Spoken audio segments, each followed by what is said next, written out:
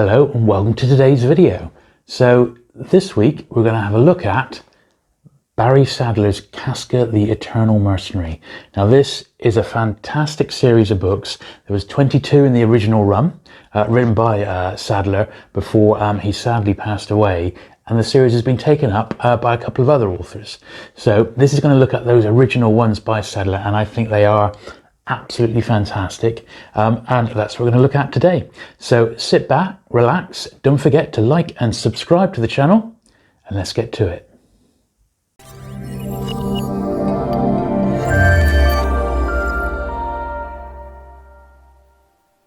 So this is the very first Barry Sadler Casca novel.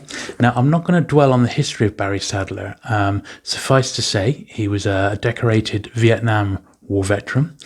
He first got to fame by releasing the single "The Ballad of the Green Beret" by Staff Sergeant Barry Sadler, which I believe went to #1 as a record. There's a lot of controversy and conflicting stories about how he passed away, and I'm not going to concentrate on that today. My aim of this video is just to show you the original 22 Casca books that he wrote and were published initially by Ace Charter Books in America. So this is the very first one, and it was published back in July 1979. So in actual fact, 40 years ago, virtually to the day. Now, the basic premise is Casca Longius was the original character, was a Roman centurion, and at the time that Jesus was on the cross, Casca, out of sort of malicious intent, he thrust a spear into the side of Jesus, and Jesus on the cross looked down at him and said, "What you are now, you will always be."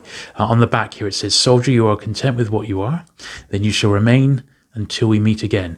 And basically a little drop of blood sort of drops into Casca's mouth, and he is basically eternal, and he cannot die. Now, hence the title, The Eternal Mercenary. Now, this is long before Highlander, although you have to imagine that the people who invented the Highlander franchise have probably read the odd Casca book or two.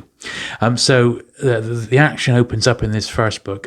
Casca is in a Vietnam field hospital in Nha Trang rather, and the doctor who's operating on him can't understand why the guy isn't dead, and he sort of sees his body start to repair itself pretty much in front of his eyes and says, "This isn't right." And Casca realizes when he comes around that he's going to have to tell the doctor the truth of his actual story. And then so starts that basically that Casca's been alive basically for 2,000 years, and he seems to move from conflict to conflict in each book. Now that's the first one. The second one here, which is God of Death, almost continues the story from where the first one left off, as does this third one here, which is Warlord. Then the series does start to jump around a little bit. So book 4 is Casca the Panzer Soldier. So quite interestingly, and you see his name's changed to Karl Langer, Casca sides with the Nazis, which is actually really funny, and he becomes, I said, a Panzer Soldier, it runs his own Panzer unit. So this is another one. That's number 4, which is particularly good. Then you're back in time here with Casca the Barbarian. And one of the things I particularly like about this series is how they kept the cover artwork style, on these original releases at least. Casca the Persian. I remember this was pretty good. Now, while Casca is around for so long, he starts, during the course of the books, at one point he loses his hand, and the hand is kept by a cult who eventually, he does get his hand back, but, this is done over several series, several issues of the book, and just incredible, really. Casca the Damned here, which is another one where he's with Attila the Hun, and then Casca number 8, which is Soldier of Fortune. So this is actually, when's this one? This is a little bit after Vietnam, where he's in Cambodia fighting the Khmer Rouge. That's right. So that's what book 8 is about. Book 9, I remember having particular job trying to track a copy of this one down. I always remember number 9, and I think number number 22, the Mongol, was also really, really hard to find. But that may not be the case now. This one, Casca's in North Africa. Number 10, Casca the Conquistador in Mexico. Pop those over there. We've got number 11 now, which is Casca the Legionnaire.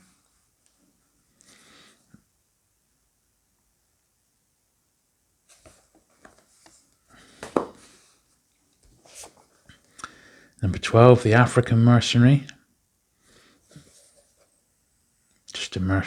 Just basically a mercenary, not fighting for any particular side in that one.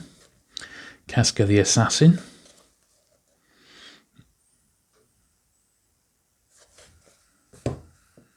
Number 14 is Casca the Phoenix. Back into Vietnam again. Familiar territory, obviously, for Barry Sadler. 15, Casca the Pirate. Bit of a funny one, that one, but set in the Caribbean. And one of the things that you find so good with these books is because Casca's immortal, in almost every one of these you find him trapped in a position where he's stuck. He's either buried alive or he loses a limb, or it's just incredible how they use the series to great effect. The premise.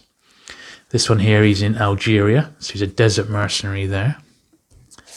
Casca 17, the Warrior. Cannibals and carnage in a savage paradise. At this point, they put the flash at over 2 million Casca books in print. That's not small potatoes, is it? Let's be honest. In the South Sea Islands there, number 17.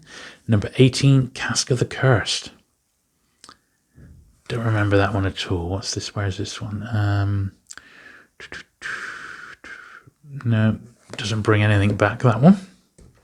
Number 19, Casca the Samurai. Yes, I seem to remember this was quite hard to find as well.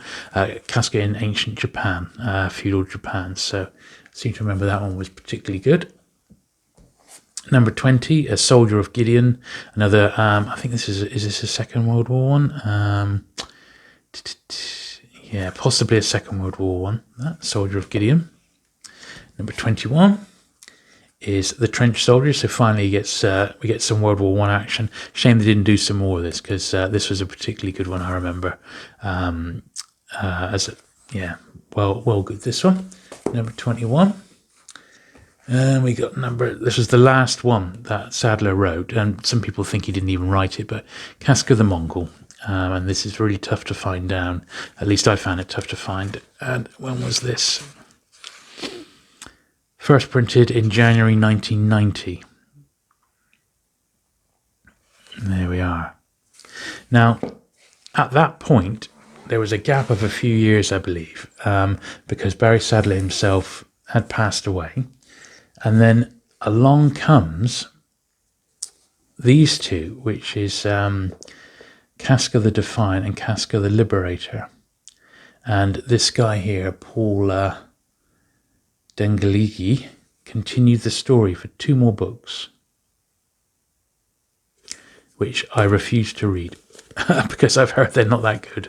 And then there's another chap who's come along called Tony Roberts, and he has carried on the series with another 10 or so books, and they've actually released them in the same style as these original Casca novels. But once again, I've not read them, but I'm not sure if they're self-published or published under license, but they're not. I just don't want to read them. I'll stick to those original 22. Now, I mentioned at the start that they did have their own British editions, and this is it. So this is the British version of number 1. Published by Star Books in the UK. And then this is the British number 2, God of Death, which is the most common of them all, of the British editions.